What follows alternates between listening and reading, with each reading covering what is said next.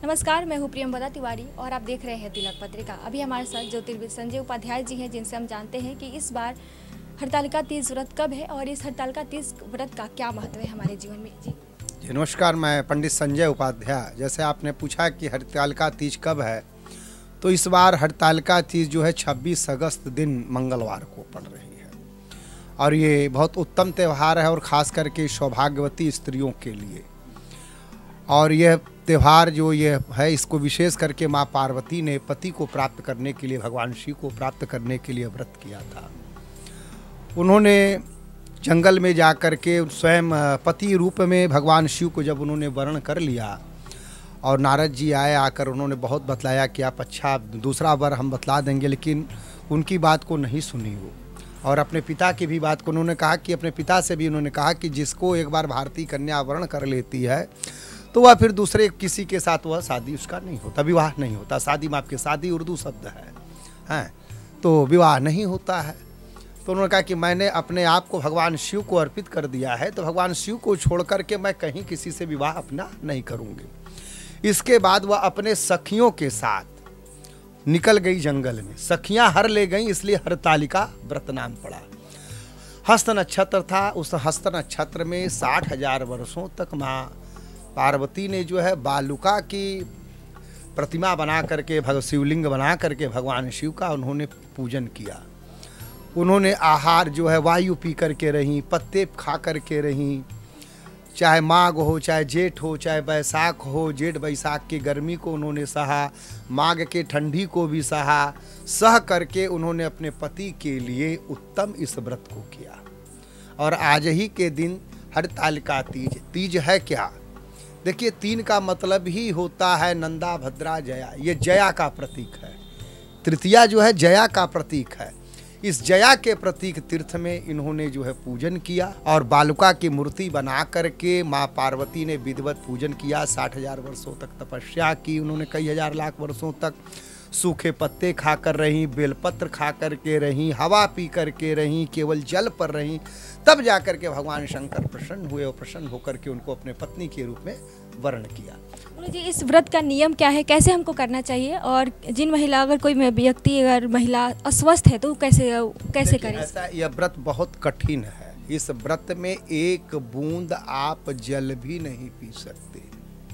सिर्फ आचमन का जल ही आपके, वो भी नेत्र में लगता है, मुंह में आचमन का जल नहीं जाता है। मतलब पूजन करेगा तो आचमन करेगा ना, तो आचमन का भी जल जो नेत्र में लगता है, वह एक बूंद जल नहीं पी सकती। जल पीने पर छछुंदरी का जन्म, 2 मुहैया सापिन का जन्म, तमाम तरह का श्राप लिखा हुआ है।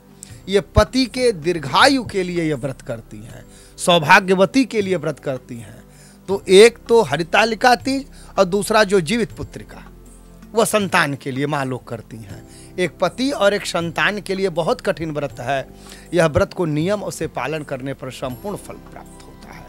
क्या क्या ध्यान रखना चाहिए इस व्रत को करते वक्त? जो महिला अस्वस्थ है उसके लिए बता दीजिए क्या करना चाहिए। आपत्ति काले मर्यादा नास्ति। अब जो अस्वस्थ है तो वह दवा ववा खा करके व्रत को रह सकता है, कुछ समय तक वह अल्पाहार रह करके रह सकता है, उतना शरीर को कष्ट देने की। लेकिन जो लोग बिना आहार के, बिना जल के रह सकते हैं, वो रहने की कोशिश करें। और जो लोग नहीं रह सकते हैं, आपत्ति काले मर्यादा नास्ति, तो मर्यादा का हानि होता है। तो कोई बात, इसमें कथा है कि एक बार 100 वर्ष का क्या कहते हैं, आपके वर्षा नहीं हुई, 100 वर्षों तक अकाल पड़ गए पूरी पृथ्वी पर।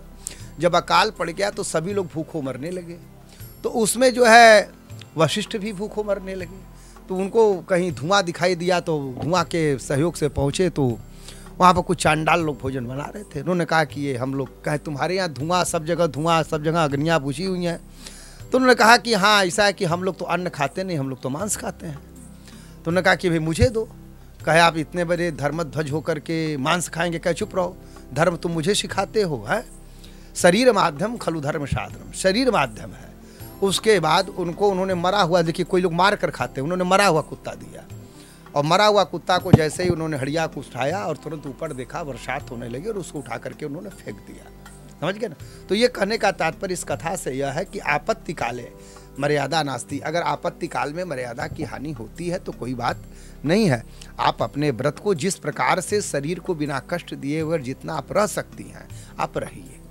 गुरुजी, काशी में माँ मंगला गौरी का भी दर्शन पूजन करने का विशेष महत्व बताया गया है उस दिन, उसके बारे में थोड़ा विस्तार से। देखिए, मंगला गौरी तो काशी की मूल देवी है और मैं आपको इस माध्यम से बता देना चाहता हूँ कि माँ मंगला गौरी का हमने किसी से सुना था कि वो श्रीयंत्र पर विराजित तो वो मंदिर जो है, किसी ने मुझसे कहा था कि अभी तक प्रमाण तो मुझे कहीं मिला नहीं है, लेकिन किसी ने कहा था कि वह बहुत प्राचीन है और द्वापर युग में भी उनकी महत्ता थी, त्रेता में भी महत्ता थी और वहाँ पर श्रीयंत्र पर विराजमान है। वहाँ पर स्वयं जो है मयूख आदित्य है, उसमें से जल निकलता रहता है और शिवलिंग है।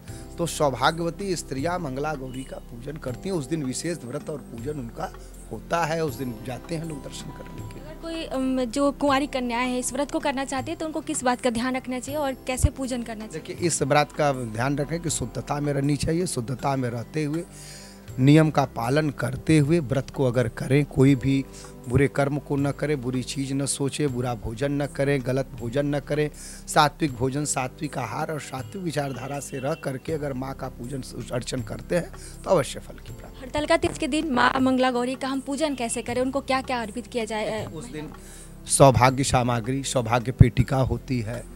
आप देखते हैं कि उस दिन लोग जो है गुझिया बनाकर अर्पण करते हैं, आलता अर्पण करते हैं, कंघी अर्पण करते हैं, बिंदी अर्पण करते हैं। तो जो भी सौभाग्य बाल होता है बाल अर्पण करते हैं। जो भी सौभाग्य की सामग्री हो उसको कहते हैं सौभाग्य पेटिका। चुनरी हो, नारियल हो, बिजौरा नींबू हो, इन तमाम तरह की चीज़ों को रख करके आप जो है पूजन अर्चन कर सकते हैं। भाद्रपद शुक्ल पक्ष तृतीया को हड़तालिका तीज व्रत किया जाता है और कहा जाता है कोई भी सुहागिन महिला अगर इस व्रत को करती है उसके पति की लंबी आयु हो जाती है। और काशी में विशेषकर मां मंगला गौरी का इस दिन पूजन करने का विशेष महत्व है। सुहागिन महिलाएं और कुंवारी कन्याएं बड़ी संख्या में मां मंगला गौरी में आती हैं, उनका दर्शन पूजन करती हैं और उनको सुहाग पेटी का यानी 16 श्रृंगार का जो सामान होता है उनको अर्पित करती हैं। तो अभी इस हड़तालिका तीज को यानी 26 अगस्त को मंगला गौरी में जरूर जाएं और उनका दर्शन पूजन जरूर करें। कैमरा पर्सन दीपक गुप्ता के साथ मैं हूं प्रियंवदा तिवारी। देखते रहें तिलक पत्रिका।